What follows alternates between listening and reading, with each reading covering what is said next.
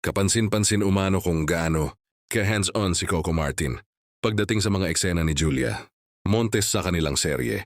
Hindi lamang bilang leading man at direktor, todo bantay rin umano si Coco lalo na kapag may matitinding eksena at stunts na kailangang gawin ng aktres. Ayon sa mga kwento mula sa set, sa mga dahilan ng pag-aalala ni Coco ay ang kagustuhan ni Julia na siya mismo ang gumawa ng ilan sa kanyang action scenes. Sa halip na laging umasa sa stunt double, game umano ang aktres na harapin ng ilang mahihirap na eksena hanggat kaya at ligtas itong gawin.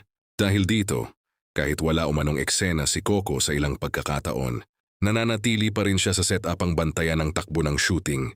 Sinisiguro umano niyang maayos ang paghahanda sa bawat eksena at nakatutok siya lalo na kapag si Julia na ang gagawa ng fight scenes at mas komplikadong stunts. Hindi rin may iwasang kabahan si Coco kapag nakikita niyang si Julia mismo ang nasa gitna ng isang mabigat na eksena. Bilang direktor, mahalaga sa kanya ang magandang resulta ng bawat sequence.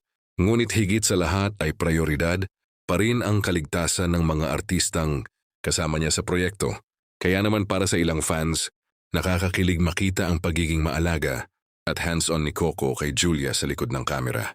Bukod sa kanilang chemistry sa harap ng screen, mas napapansin ngayon ang suporta nila sa isa't isa habang ginagawa ang kanilang mga eksena lalo na sa mga pagkakataong nangangailangan ng matinding aksyon, focus at tiwala sa buong production team.